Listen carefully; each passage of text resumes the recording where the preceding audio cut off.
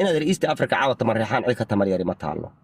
mana jirto ogaadeen reerka baaxad weyn maxaa nafta isaga qaadaysan marka ugaaskan yar iyo waxyaabaha ma dhax wadaan iyo waxan marreexaanow waabad aragtaan fiiri adu waxaad ka hadlaysaa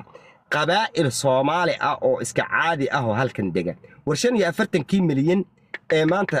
Kenya ayaa cabaadkaad aragtay aan kaga sii deynay maaha waxa laga hadlayaa qabaa'il dabaabadkii baan kala wareegnay jagooyinkii baan kala wareegnay macnaha qaylada aad maanta aad maqlaysa halka ka jirtay maaha qabaa'il marreexaan oo kala ama macnaha waxa halka marka laga hadlayo waxa laga hadlayay bal hadda Soomaaliya dhageysta waxa laga hadlayay adna aad doonaysa adna adu qabiil baad doonaysa hadda ka hadasho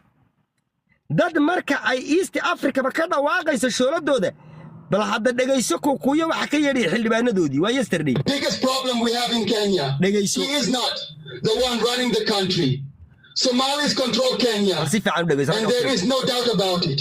we especially Kikuyus are being targeted by Nuruddin Haji Aden Duale and many of them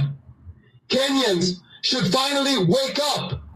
we are experiencing a second wave of slavery but this time not by Europeans but by Somalis. They control the economy, the military, the police, the traffic, the intelligence, the airport,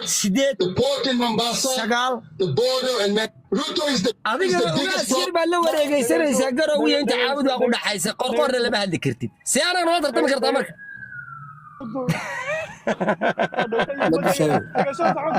وقعت والله لا جيسك افريقيا كحرت جيسك افريقيا توصل حرت والله اسقع يا باشا وقعت والله